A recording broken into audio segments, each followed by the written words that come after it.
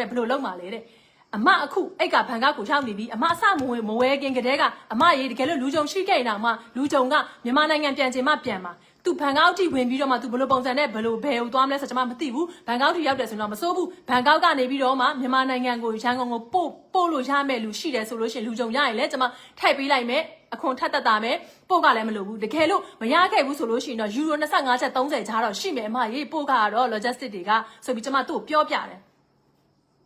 အဲ့ဒီတော့သူကလေဘလို့ပြောမလဲစစ်ပေါက်တွေကျမအောင်ပေါ့နော်အဲ့လိုမျိုးပြန်ပြီးတော့မေးပြီးတော့လေမေးခွန်းတွေထုတ်တာဆိုတော့အဲ့လောက်ပဲခက်ခဲရလားနော်အဲ့တလုံးဝယ်တာလေသိလားဆိုတော့ကွာရောင်းတဲ့လူပဲ customer is always right ဆိုပြီးတော့မှစာတွေရေးချင်တာတွေရေးပြီးမေးချင်တာတွေမေးနေတဲ့ဟာကိုကျွန်မတင်းကြီးခံပြီးတော့ဖြေပေးတယ်။အော်ကိုကရောင်းလိုက်တဲ့အတွက်ကြောင့်ကို customer ဆိုပြီးတော့မှဒါပေမဲ့အဲ့လိုမျိုးကိုလည်းကို tension နဲ့ကို stress နဲ့မိသားစု stress ရှိနေတဲ့အချိန်မှာသူ့ရဲ့စာအမီနဲ့ကိုလည်းဒိန်းကလေးပဲဖြစ်သွားတယ်။အမမလို့ချင်ဘူးဆိုကျွန်မပြန်ပေး။ကျွန်မအဲ့ပြန်ယူလိုက်မယ်ပြဿနာမရှိဘူးကျွန်မတခြားလူရောင်းလိုက်မယ်။ကျွန်မလည်း stress မခံနိုင်တော့ဘူးလေတိလာကြတော့အခုကျတော့ဘန်ကောက်ကွာတဲ့ဘယ်လိုပြောမလဲဘန်ကောက်ရောက်နေပြီနော်တဲ့အိတ်ကအဲ့ဒါဆိုဘယ်လိုလုပ်မှာလဲကျမလူကြုံရှာပေးကြည့်မယ်အမဘာဖြစ်လဲဆိုတော့သူ့ရဲ့ပုံစံအရသူကလုံးဝကိုအခွန်လည်းမပေးချင်ဘူးပို့ကလည်းသူကမဖြစ်ဘူးကျမတို့ကလည်းပို့က၄-၅သားဘာမှဖြစ်မသွားဘူးတဲ့ညီမရဲ့အစတွေကပြောထားတာလူကြုံရမယ်လို့ပြောထားလို့နော်ဟုတ်တယ်ကျမလူကြုံရမယ်ဆိုတဲ့ဟာကိုကျမဂရိပေးမိတဲ့အတွက်ကြောင့်အမကိုကျမကိုယ်တိုင်အိတ်ဆိုင်ပြီးတော့ပို့ပေးပြီးပြီအခွန်လည်းဆောင်ပေးပြီးပြီအခုဘန်ကောက်ရောက်လာပြီဘန်ကောက်ကနေရန်ကုန်ကိုကျမလူကြုံထပ်ရှာပေးမယ်မရှိဘူးဆိုရင်တော့အမရေ logistic နဲ့ကျမပို့မှရမယ်သူ့ကိုကျမပြောတယ်အဲ့ဒါနဲ့ကျွန်မလူကြုံရှာတော့အားလုံးကကျွန်မပြောတဲ့အချိန်မှာတပတ်လောက်ရှိပြီတဲ့ပြန်ရောက်နေကြပြီးရန်ကုန်ကနေထိုင်းကိုတဲ့ဆိုတော့ပြန်ထွက်မဲ့လူရှိတယ်ဆိုလို့ရှိရင်လိုက်မေးပေးမယ်တဲ့ဒါပေမဲ့ပြန်ထွက်မယ်ဆိုရင်မှအားလုံးကဒီကိုပြန်ရောက်လာပြီဖြစ်တဲ့အတွက်ကြောင့်နောက်3-4လမှကိုယ့်နိုင်ငံကိုပြန်ကြမှာတဲ့စောင့်နိုင်မလားမသိဘူးတစ်ချက်လောက်မေးကြည့်ပေးမယ်ဆိုတဲ့အချိန်မှာကျွန်မသိလိုက်တယ်သူကလည်းသူ့အိတ်ကိုလိုချင်နေပြီမေလာတဲ့ကမှားထားတာဂျွန်းမှာလူကြုံကရမယ်ထင်တာလူကြုံကမရဘူးမရတော့ကျွန်မပို့ပေးလိုက်တယ်ဂျွန်းလာဆန်းလောက်မှရောက်သွားပြီဖန်ကောက်အဲ့တော့ကျွန်မသူ့ကိစ္စကျွန်မပြတ်ချင်နေပြီပို့ပေးလိုက်ချင်ပြီအဲ့တော့ကျွန်မဘာလုပ်လဲလူကြုံလိုက်ရှာတယ်မရှိဘူးလူကြုံတမီအဲ့မှာထမင်းကကြည့်လိုက်ကောင်းသေးလားမကောင်းတော့ဘူးဆိုလို့ရှိရင်နေပူတော့တိုးဝါးနိုင်တယ်အဲ့ဒါကိုကြည့်လိုက်တမီထမင်းတက်တယ်မလားအဲ့ဒီဟာကိုစံထည့်ပြီးတည်လိုက်တော့အစင်မပြေဘူး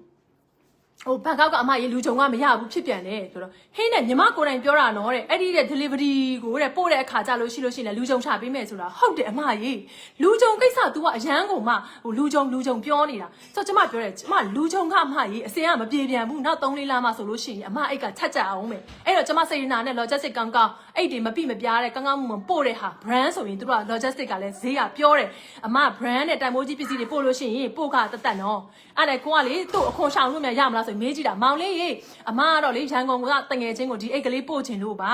အဲ့အဟောင်းလေးလည်းဖြစ်တဲ့အတွက်ကြောင့် brand အိတ်ကလေးဆိုပြီးမှအဟောင်းလေးပါတေးလေးပါရှင်အဲ့ဒီတငယ်ချင်းကိုလက်ဆောင်ပေးချင်တာအဲ့ဒီအိတ်ကလေးရရောဟင်အခွန်ဆောင်ရမှာလားရှင်ရိုး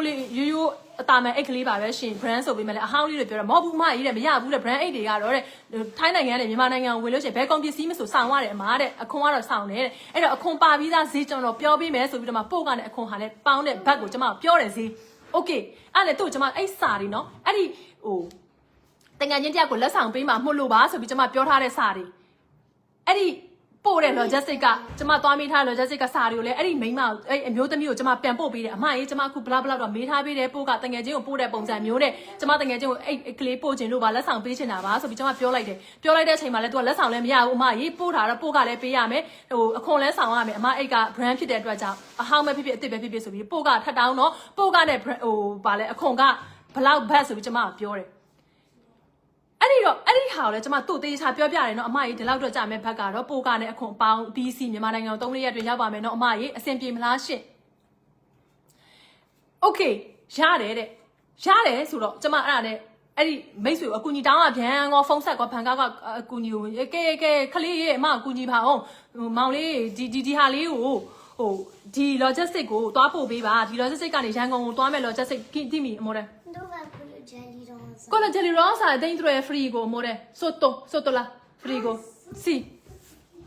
ဆိုတဲ့အခါကျတော့အမအဲ့ကလေးကိုအကူညီတောင်းရတာအဲ့ကလေးကလည်းဂျုံသွားနေရောအမရေးကျွန်တော်အလုပ်တစ်ပတ်လည်းမဟုတ်လို့ကျွန်တော်ဂျုံအားတဲ့ရက်ပဲအမဟိုတဲ့သွားပြီးပို့ပေးနိုင်မယ်ဆိုတော့ကျွန်မအဲ့တောက်ကြနေကပြောလိုက်တာဘယ်လိုပြောလဲစနေတနင်္ဂနွေခံတော့တနင်္လာလည်းတော့ရုံတက်နေတော့အင်္ဂါနေ့ထမင်းစားပြီးနေ့လယ်ပိုင်းမှာသူသွားပို့ပေးတယ်ပို့ပေးတော့သူ့ခမသူ့ရဲ့မြို့ကနေပြီးတော့မှဒီစာတိုက်ကိုသွားရတာလေအဲ့စားလိုက်မပေါ့ဒီ logistic ရှိရတော့သွားရတာလေမြို့ကမတူတော့ तू တုတ်လားတိုက်စလမ်းမသိငှားစီးသွားတာအသွား150အပြန်150တဲ့ဆို300ကျတယ်အမားတဲ့ပို့ကနဲ့အခွန်ဘုန်းနဲ့အားလုံးပါလို့ဘက်က1900ကျတယ် အဲ့ဒါနဲ့ဟုတ်ပြီအမရေးပို့ကားတဲ့ဟိုဟာနဲ့သွားထားတဲ့တုတ်တုတ်ခနဲ့အားလုံးပေါင်းအသွားပြန်ကို300ရဲ့ပို့ထားတဲ့ဟိုဟာ800ရဲ့ဆိုတော့ဘက်က1400ကျပါတယ်အမရေးလို့ပြောလိုက်တဲ့အခါကိုသူကလေ emoji ပို့လာတယ် emoji စာမှာလာပြီးတော့အံ့ဩသွားတယ်ပေါ့ဒီခလေးကသူ့အတွက်ကိုနော်သူ့ရဲ့အိတ်ကိုအသွားပြန်အဲ့ဒီ logistic ကိုသွားပို့ပေးရရှာတာကိုသူ့အလုပ်ကိုဖြတ်ပြီးတော့လေအိတ်ကလေးကသွားပို့ပေးတာကိုဘတ်အသွားပြန်300ပဲကြတဲ့ဟာကိုသူ့မှာအံ့ဩသွားတယ်တဲ့အံ့ဩသွားပြီးကျမ emoji ကြီးလာပို့ပြီးဘာသာမှမပြန်ဘူးဒီတိုင်းကျေးဇူးတင်ပါတယ်ဟုတ်ပြီညီမကြီးလည်းမပြောဘူး confirm လည်းမပြောဘူးကွာအဲ့တော့ကျမရောင်းရတဲ့လူကလေစိတ်ငင်ငင်ရင်းတည်လားကိုကတော့လုတ်ပေးလိုက်ရတာခလေးတစ်ဖက်နဲ့လေဟိုအချိန်တွေကလည်းလွယ်မြန်မာနိုင်ငံနဲ့အထိုင်းနဲ့ဒီနဲ့ဆိုလည်းနိုင်တွေကကွာကျမမှာအစောကြီးတွေစာရိုက်သားတွေပို့ပြီးပြီလားပို့ပေးပါအောင်နော်ဘယ်လိုလေးလုပ်ပေးပါအောင်နော်ကို့မှာလေ customer အတွက်ကိုပူတာမအိတ်နိုင်ဘူးတညလုံးဟဲ logistic ကမြန်မြန်ရောက်ပါမလားဘယ်အချိန်မိပါမလဲအိတ်တွေများပြီမလားအဲ့ဒီစိတ်နဲ့ကို့မှာလုပ်ပေးတာतू ကစာတောင်းမပြန်ဘူးစာဖတ်ပြီးတော့တက်စာဖတ်ပြီးတော့ emoji ဟို surprise ဖြစ်တဲ့ emoji ဆိုစဉ်းစားကြည့်အသွားလေးဘတ်150အပြန်လေးဘတ်150 तू တုံးတဲ့ဟာမှာသူ့အိတ်ကိုသွားယူပေးတာလေတိလားချက်ချက်ရေး online ပေါ်တက်တင်နေတော့လူတွေကအထင်သေးပြီးဝိုင်းယူတာပဲများပါတယ်เนาะစေနာလည်းပြောပါတယ်မကျင်တတ်တာရှိလို့ရှိရင်လည်းတက်တေတွေတခြားစုပါပြီးရင်ညပြီးရင်လည်းဥပဒေအရလောက်ပါတယ်ဘယ်လိုဖြစ်လဲတရားဥပဒေဆုံးမတိုင်းမှာအဲ့လိုတွေဖြစ်နေရတာတော့တဲ့အမရေမြန်မာနိုင်ငံကတရားဥပဒေမစိုးမိုးပါဘူးရှင်တရားဥပဒေမစိုးမိုးတဲ့နိုင်ငံကနေဖြစ်နေတာပါကျမတရားဥပဒေစိုးမိုးတဲ့နိုင်ငံကနေရောင်းနေတာပါရှင်အကိုရေကိုအောင်လိုက်ရေးမသိလို့ရှိရင်လေတေးသေးချာချာလေးဒီဗီဒီယိုလေးကိုအစအဆုံးကြည့်ပါနော်မသိဘဲနဲ့ရှောက်ပြီးမပြောပါနဲ့ကျမပြီးရင်အေးတက်တေတွေအကုန်လုံးလည်းတင်ပေးမှာပါဥပဒေရလည်းလုံးဆရာမလိုဘူးဒါက customer နဲ့ရောင်းတဲ့လူနဲ့ဝယ်တဲ့လူမှာဈားထဲမှာစေနာနဲ့ကိုကရောင်းပေးတဲ့လုပ်ပေးတဲ့ဟာကိုစေနာကိုဟိုတင်စည်းလို့ကျမအခုပြောပြနေရဘာပြဿနာမှဖြစ်နေရမဟုတ်ဘူးဒါအကိုတို့လည်းသိထားရအောင်လို့ဟိုအများနဲ့ customer is always right မဟုတ်ဘူးဒါအထင်သေးစရာလည်းမဟုတ်ဘူးဝိုင်းမင်းထင်သေးရအောင်လို့ကျမအထင်သေးစရာတခုမှလုပ်တာမဟုတ်ကျမလည်းအမှန်တရားပဲလုပ်တာအဲ့တော့အကိုအောင်လည်းမသိဘူးဆိုရင်ဘေးလေးခဏထွက်နေလိုက်နော်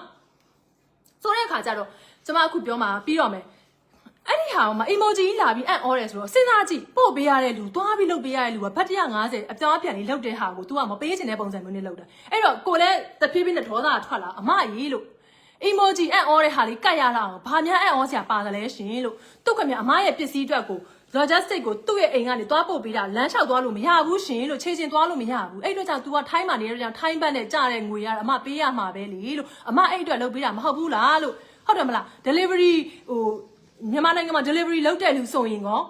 အဲ့ဒီ delivery ကမပေးဘဲနဲ့အမကိုအိမ်ကိုအလကားလာပို့ပေးမလားဟုတ်လား delivery လုပ်ပါတယ်ဆိုမှတော့ delivery လုပ်တဲ့လူကလည်းမြန်မာနိုင်ငံမှာဆို4-5တောင်တော့ကိုယ့်အိမ်ကိုပို့ရင်ပေးရမှာပဲလေဘသူကလကားလုပ်ပြီးမှလဲအခုကကိုမိတ်ဆွေအတိတယောက်ကိုအကူကြီးတောင်းပြီးတော့မှသွားပို့ခိုင်းတာသူသွားတဲ့လာတဲ့ဇရိတ်တော့အမပေးရမှာပေါ့လို့ဘသူကလကားလုပ်ပြီးမှလဲအလူလုပ်နေမှာမဟုတ်တာဟုတ်တယ်မလားလိုက်လုပ်ပေးတာပဲကျေးဇူးတင်အခုလိုခင်မြန်မာသူတို့အလုပ်တွေပြစ်ပြီးတော့ကိုမျက်နှာကြောင့်လုပ်ပေးတာဆိုတော့အဲ့ဒါလေးရေးလိုက်တဲ့ဟာကိုမင်းရဲ့တဲ့ဟိုပါလဲဝယ်တဲ့ customer ပေါ်မှာတဲ့ညီမရဲ့တဲ့တုံ့ပြန်မှုတွေတအားကိုရိုင်းလုံးနေတော့တဲ့တခါမှတဲ့အဲ့လိုမျိုးတဲ့ customer ကိုတဲ့ပြောတာမျိုးတခါမှကက်ကက်လန်တွေ့တာမျိုးတဲ့အမလီတဲ့အံ့အောင်အော်တယ်စိတ်တွေတောင်ဆင်းရဲတယ်ဆိုတဲ့ပုံစံမျိုးကျမလာပြောတယ်အဲ့တော့ကျမပြောတယ်အံ့အော်မှာအမကြီးကျမလို့ကျမရဲ့စေရနာကိုလည်းအမကအပေါ်စီးဆက်ဆန်လဲစော်ကားသွားသေးတယ်လှုပ်ပေးတာအမကျတော့စေရနာနဲ့လှမ်းဝယ်တာနော်တဲ့စေရနာနဲ့အမကျမလှမ်းဝယ်တာဆိုပြီးအမကြိုက်လို့အဲ့ကိုဝယ်တာမဟုတ်ဘူးလားလို့ကျမလည်းအမကြိုက်လို့အမကျမစေနာနဲ့ချစ်လို့ဝယ်တယ်ဆိုလို့ကျမလည်းစေနာထားပြီးတော့အခွန်ဆောင်ပေးလိုက်တယ်ပို့ကလည်းလုပ်ပေးလိုက်တယ်မဟုတ်ဘူးလားလို့အဲ့တော့ကျမကစေနာနဲ့လုပ်ပေးတာမဟုတ်ဘူးလားလို့အရှုံးခံပြီးတော့အမလေးအဲ့ဒီအရှုံးခံတယ်ဆိုတဲ့ဟာမျိုးတွေလာမယောင်းနဲ့မင်းကိုမင်းစိတ်လုံလာတယ်အရှုံးခံတယ်ဆိုတာမျိုးတွေထပ်စော်ကားတာနော်စကားကိုလှအောင်ရေးတယ်ဆိုပေမဲ့ဒါလည်းစော်ကားလိုက်တာပဲအဲ့တော့လေဘလို့လဲပေါ့နော်ဒီလို customer မျိုးကြတော့လေကျမလည်းဒီအခွန်တွေလည်းဆောင်ပေးတယ်ပို့ကတွေလည်းပေးတဲ့ဟာကို तू ကမင်းဟိုအရှုံးခံပြီးရောင်းနေဆိုတာမင်းကမင်းစိတ်လုံပါသေးဆိုတော့ကျမဘာလဲကျမအဆုံးခံရတဲ့ဟာကျမပျော်နေရမှာလားကျမအိတ်ဆိုင်ပြီးလိုက်တဲ့ဟာကိုစေနာအောင်နားမလဲတဲ့ပြအဲ့လိုစော်ကားတာဆိုကျမတအားခံရတယ်အဲ့တော့မင်းမကျင်တဲ့လို့ရှိရင်ညီမနဲ့မင်းရဲ့အိတ်ကိုပြန်ယူလိုက်တွေ့ရတယ်အဲ့လောက်ထိဖြစ်နေလို့ရှိရင်လဲဆိုတော့ဟာသိလားလောက်ပေးရတဲ့လူကိုလေထက်ခကိုကွာစော်ကားတာသိလားအဲ့ဒါပြောလိုက်တယ်အမားလို့အမစီရောက်သွားပြီဆိုလို့ရှိရင်လို့ကျမစိတ်ချမ်းသာသွားပြီစိတ်ချသွားပြီလို့ကျမအဲ့လောက်ဖြစ်အဲ့ stress လည်းကျမမယူနိုင်တော့ဘူးလို့နောက်ဆိုကျမတိသွားပြီအမစီကနေတင်ကန်းစာရသွားပြီလို့ဘာဖြစ်လဲဆိုအမလိုလူမျိုးတွေကစိတ်နာထားလိုက်မရဘူးလို့နော်မလေးရှားဝယ်တဲ့ဆိုလို့ရှိရင်လေကျမအကောင်ဖုန်းတွေပါဆက်ပေးတာမလေးရှားကနေအိတ်လန်းဝယ်တယ်နော်သူအိတ်ရောက်မလာဘူး scammer တွေနဲ့တွေ့လို့သူ့ရဲ့အိတ်ကစာတိုက်မှာတောင်းတင်နေတယ်အကုန်လုံးလိုက်ပြီးဖြည့်ရှင်းပေးတယ်ကိုနဲ့မဆိုင်တော့ဘူးမလေးရှားရောက်သွားလို့ရှိရင်အဲ့ဒါမလေးရှားပိုင်းဖြစ်သွားပြီဒါပေမဲ့ကျမဒီကနေကျမယောက်ျားစာတွေကူပို့ပေးတယ်အဲ့ဒီ email တွေနဲ့ ဝင်ပြီးတော့မှဟာဒီလိုလုပ်လို့မရဘူး तू ကပစ္စည်းကရောက်နေပြီဆိုမင်းတို့ထုတ်ပေးလိုက်တော့လေ तू က brand အိတ်လည်းမဟုတ်ဘူးဆိုပြီးတော့မလေးရှားကောင်မလေးကိုကူပြီးကျမတို့ live လုပ်ပေးနေတာ scammer တွေနဲ့အရောင်နေနဲ့မိသွားလို့ကောင်မလေးတယောက်ဆို तू အိတ်ကိုထုတ်လို့မရအဆအဆုံးလိုက်ပြီးကိုနဲ့မဆိုင်တော့တာတော့မှ live ပြီးဖြည့်ရှင်းပေးတယ်တိလားအဲ့တော့လေပြောချင်တာသူကသူ MS မကလို့ဘာကြီးပဲတုံဘာကြီးပဲစီးစီးပါကျမစိတ်ဝင်စားပါဘူးဒါကသူ့ရဲ့ business ပါသူသုံးနိုင်တယ်ဆိုကျမဝမ်းသာတယ်မူရိတာပွားပေးတယ်ဒါပေမဲ့ကျမစီကအိတ်ဝယ်တယ်ဆိုရင်ဝယ်တဲ့ customer ကရောင်းတဲ့လူတော့ respect တော့ပေးပေါ့ရှင်တိလားသူတို့ဟိုအဟောင်းမဲဝယ်တာတော့နေ့စီကအစ်စ်ဝယ်တာမဟုတ်အဟောင်းတော့ဆိုတဲ့ပုံစံမျိုးဆိုအမအစတွေကအဟောင်းကြိုက်လို့အဟောင်းဝယ်တာလေကျမအမထိုးရောင်းမြန်မှာမဟုတ်တာဟုတ်လားကျမပြောတာအစ်စ်ဝယ်ချင်ရင်လည်းကျမအစ်စ်ရှာပြီးဝယ်ပေးမယ်ကျမပြောထားပြီးသားဘယ်သူ့ကိုမဆိုကျမစီမှာလည်းဝယ်တဲ့ customer တွေအများကြီးပဲပြီးတော့ကျမဘာပြောလဲဆိုမင်းကိုလည်းစေနာထားပြီးတော့ညီမစီကနေတဲ့အမဝယ်တာနော်တဲ့ဟိုဗာလဲ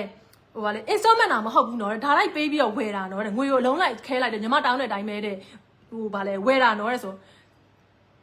installment ဝယ်လဲကျမက customer ကိုတန်မိုးထားတယ် installment နဲ့မဝယ်တဲ့ customer လည်းဒါရတဲ့ဒါလိုက်ပေးလဲ customer ပဲပြောချင်တာက customer ဆိုတာ installment နဲ့ဝယ်မှ customer မဟုတ်ဘူးဟိုပတ်စံလေး100တန်လေးဝယ်မှလည်းကျမ customer ကိုတန်မိုးထားတယ်1000တန်ကြီး2000တန်ကြီးဝယ်မှ customer မဟုတ်ဘူးကျမရောင်းတဲ့ကျမရဲ့စိတ်က customer ဟာဘယ်လောက်တန်လေးပဲဝယ်ပဲ80တန်လေးပဲဝယ်ပဲ90တန်လေးပဲဝယ်ပဲ customer ပဲဒါပေမဲ့ဟိုအရေးကြဝယ်တဲ့လူကပို့ပြီးတန်မိုးမရှိဘူးဟိုဒါလိုက်ပေးတဲ့လူကမှပို့ပြီး customer စစ်တယ်ဆိုတော့ကျမစီမှာအဲ့အုံနောက်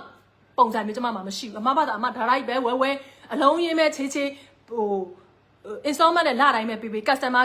ဒီတိုင်းပဲ customer ကိုကျွန်မဆက်ဆံပါပဲဒါပေမဲ့အခုလိုမျိုးကြီးပြောလာတာကြတော့အမရေအမဘာသာအမငွေဘယ်လောက်ပဲရှိကျွန်မရှင်းပြတာလွယ်လေးအဲ့ဒါအမဘာတွေရှုပ်တယ်လဲတော့ကျွန်မလည်းမသိဘူးအဲ့တော့ကျွန်မပြောတာကျွန်မရိုင်းနေတဲ့ရောင်းတာတဲ့ဟို customer ကလန်ပြန်ပြောတယ်ပေါ့ဆိုအိုးအမ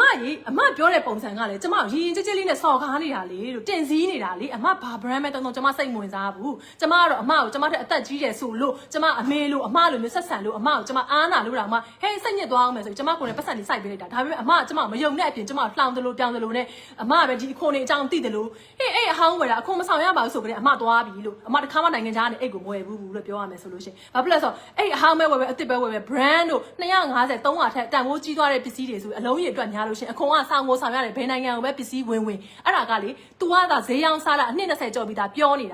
သိလားဈေးရောင်းစားရဆိုဒါတွေသိရမှာပေါ့ဘလို့ဈေးကိုရောင်းစားတာလဲကျမတော့နားမလဲဘူးအဲ့တော့ကျမရဲ့တီးခန့်တဲ့အတိုင်းတာဒီလွန်သွားပြီကုန်သွားပြီအဲ့တော့ကျမလည်းပြောပေးလိုက်တယ်ကျမအမရဲ့အိတ်ကိုကျမပို့ပေးပြီးသွားပြီအဆင်ပြေပါစေဒါပဲ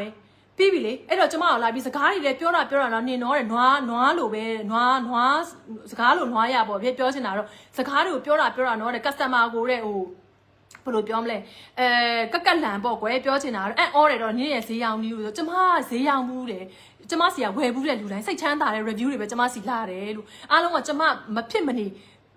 ဟိုအစင်မပြေဘူးဆိုရင်တော့အားလုံးနားလည်ပေးကြတယ်ဒီခါလေးကျရင်ကိုကလေပို့ကောက်တာမှကိုစိုက်ပြလိုက်လို့ရှိရင်တချို့ဆိုစင်ကာပူတို့ဘာလို့လှမ်းဝယ်လူတွေဆိုလို့ရှိရင်ဟေးသမီးရဲ့အန်ဒီတို့ဝယ်တဲ့အိတ်ကလေးတွေကပို့ကအဲ့လောက်တောင်များသွားတာအန်ဒီတို့မသိလိုက်ဘူးကျန်ဆိုကိုကလေ slip တွေရှိတယ် proof တွေရှိတယ်ပို့ကတွေကစသူတို့ပြတာတမီးထားတယ်အိတ်ဆိုင်ပြလိုက်တယ်15ကျပ်20ပြဿနာမရှိဘူးအန်ဒီတို့အိတ်ရောက်သွားရင်ချိန်တတ်တယ်ကြိုက်တယ်အိတ်ကလေးတွေကြိုက်တယ်ဆိုချိန်တတ်တယ်အဲ့ဒီပတ်စံလိုချင်လို့မဟုတ်ဘူးကိုကလေဈေးရောင်းနေရရင်ပျော်နေတာကိုငငယ်လေးတွေကဝါသနာပါတာအဲ့တော့ပြောချင်တာ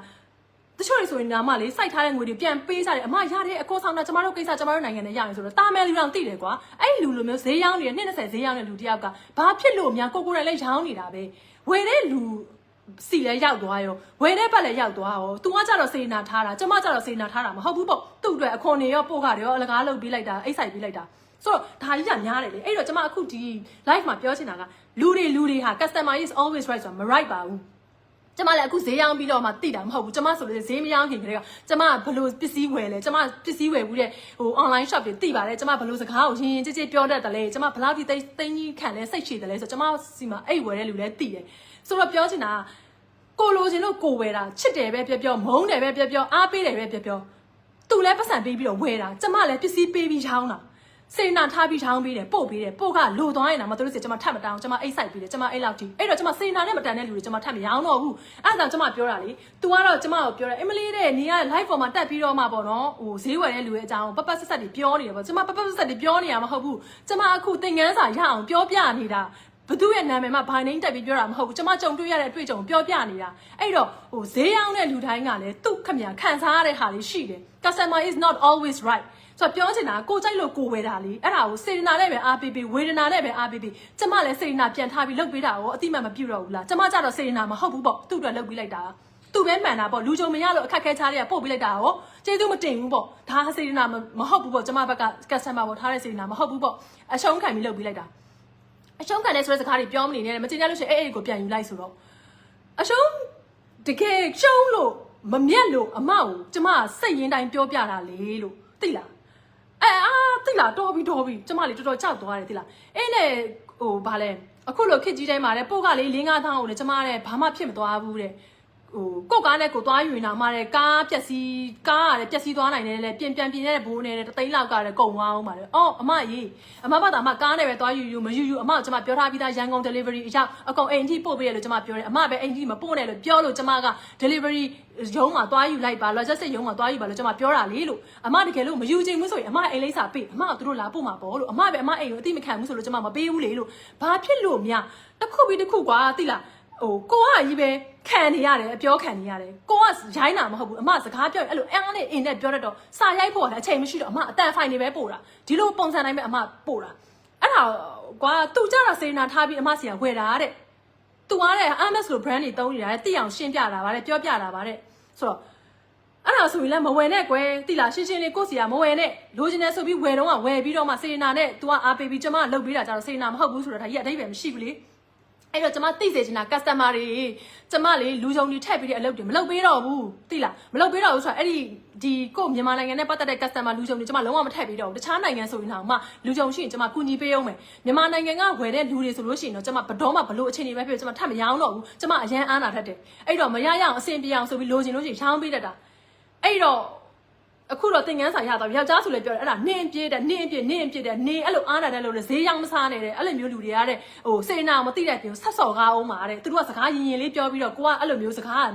လေးတန်းမာသွားရင်ကိုကရိုင်းနေဖြစ်သွားတော့တဲ့ကိုကအားနဲ့အိမ်နဲ့ပြောတတ်တာငါမိမအားတဲ့ဟိုခလေးကလည်းလက်ကချလို့မရတဲ့အခါကျတော့စာရိုက်ဖို့ကလည်းအများကြီးဆိုတော့မရိုက်နိုင်ဘူးမရိုက်နိုင်တဲ့အခါကျတော့ကိုက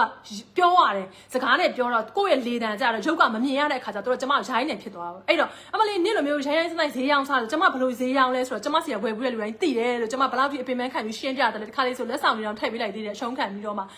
ဒီလိုလေးရပါသေးဟိုလိုလေးလှတယ်ဆိုပြီးတော့မှသူတို့ကွယ်တိလားနားလေပေးကြပါတခါလေကြာလို့ကျမစီမာလေးကျမကိုချစ်လို့ပဲဝယ်ကျမမုန်းလို့ပဲဝယ်ကျမကတော့ customer လိုပဲဆက်ဆံတယ်10တန်ပဲဝယ်1000တန်ပဲဝယ်1000တန်ပဲဝယ် customer ပါပဲအဲ့တော့ငါကတော့ဘလို့ငွေပေးအပီးခြေလိုက်လို့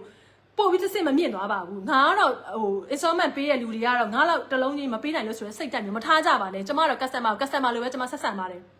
အဲ့တော့ကျမပြောချင်တာကလေ brand 8တွေပဲဝယ်brand မဟုတ်တဲ့ made in Italy 8တွေပဲဝယ်အလုံးကြီးအတွက်များတာတို့